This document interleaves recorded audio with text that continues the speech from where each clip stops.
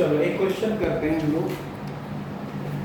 कल हमने ट्रायंगल नाम का जो टॉपिक पढ़ाया था तुम लोगों को, उसी से रिलेटेड क्वेश्चन है।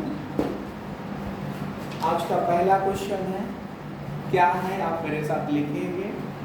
क्वेश्चन लिख लीजिए। In the given figure angle BAC equals to 60 degree. In the given figure angle BAC equals to 60 ना लेकिन 30 डिग्री लिख लीजिए। Angle ABC is equal to 50 degree. Angle ABC is equal to 50 degree and angle CDE जो है ये 40 degree है, ये 40 degree है। कह रहे हैं कि फाइंड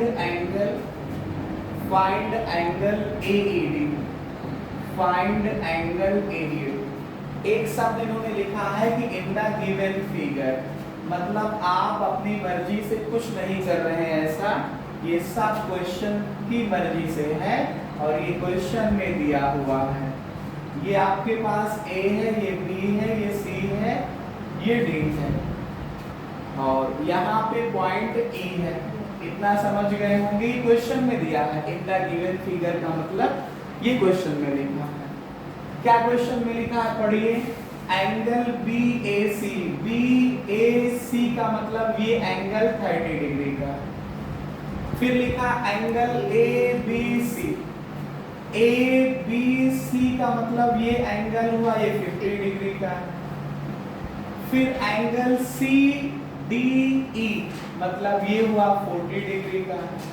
कह रहे हैं कि एंगल AED बताइए। AED का मतलब ये एंगल पूछ रहे हैं, ठीक है। AED का मतलब ये एंगल पूछ रहे हैं। आप समझिए इसको। आपको पता है कि अगर ये ट्रायंगल ECD को देखें तो ये बाहर का एंगल है, तो आप लगाएंगे exterior angle theorem. Exterior angle theorem ये कहती है कि इसके एडजेसेंट एंगल को छोड़ दीजिए, तो बाकी ट्रायंगल में दो एंगल ये बचे और ये बचे, इन दोनों का समेशन इसके बराबर हो जाएगा। तो पहले निकालिए ये निकालने के लिए आपको ये देखिए, ये एंगल प्लस ये एंगल को देखिए, ट्रायंगल ACB को देखिए, तो ये बाहर का एंगल हो रहा। तो सॉल्यूशन करते हैं इसका हम। पहले जो गिवन है पूरा लिख लेंगे आप लोग। क्वेश्चन करने का तरीका अगर है तो पहले जो गिवन है उसको लिख लेंगे। लेकिन अगर क्वेश्चन MCQ है, मल्टीपल चॉइस है, तो उसमें लिखने की फिर जरूरत नहीं है, फिर आपका आंसर सीधा सही होना चाहिए। अब आंसर सीधा सही होने का मैं आपको तरीका बताऊं, सीधा एक लाइन में आंसर। इसका और इसका समेशन इसके बराबर होगा क्योंकि ये एक्सटीरियर एंगल है, तो 30-50 मिलकर के 80 डिग्री आ जाएगा। इसका और इसका समेशन इसके बराबर होगा क्योंकि वो एक्सटीरियर है, तो 120 डिग्री आ जाएगा। ये आंसर होगा। MCQ क्वेश्चन है तो आप ऐसे लिख लीजिएगा, आंसर ये होगा। लेकिन अगर ये इसे एक्सप्लेन करना है, आपको 2 नंबर 4 नंबर का क्वेश्चन आता है, तो फिर आप ऐसे एक्सप्लेन करेंगे कैसे कि इन ट्रायंगल ABC यूजिंग कौन सी थ्योरम, एक्सटीरियर एंगल थ्योरम।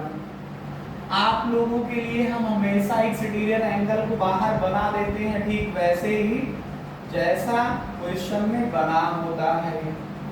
ये देखिए ऐसे ही बिल्कुल बना है। ये फिगर को मैंने कट किया है, ये A है, ये B है, ये C है, यहाँ पे D है। ये एंगल 30 डिग्री है और ये आपका 50 डिग्री है।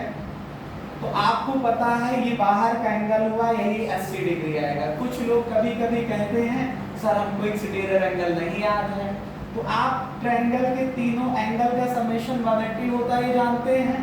ये 30 हुआ, ये 50 हुआ, तो 80 हुआ। ट्रायंगल का तीसरा एंगल ये हुआ, तो ये 100 डिग्री का हो जाएगा। और ये दोनों एंगल लीनियर पेयर होते हैं, तो लीनियर पेयर का समेशन 180 होता है। अगर ये 100 हुआ तो कितना बचेगा, 80 डिग्री आ जाएगा। तो आप लगाइए exterior angle theorem ACD। Angle ACD बराबर, इसके पड़ोस को एंगल को छोड़ो तो ये बचा और प्लस ये, इसका नाम बोलो तो BAC। एंगल BAC इसका नाम बोलो तो A B C, angle A B C, ये हुआ 30 डिग्री का और ये हुआ 50 डिग्री का, मिलकर के कितना आया ये 80 डिग्री निकाल दिया मैंने।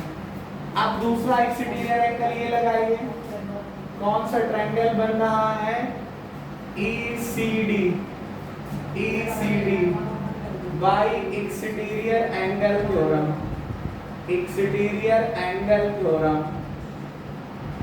देखिए उसी पोज में फिगर को कट कर लीजिए, जिस पोज में बना है यहाँ पे A है, यहाँ पे E है, यहाँ पे C है, यहाँ पे D है। ये एंगल 80 डिग्री का है और ये 40 डिग्री का है और ये निकालना है। तो ये ट्रायंगल के बाहर का है कि नहीं, तो एक्सटीरियर एंगल लगाइए AED, AED,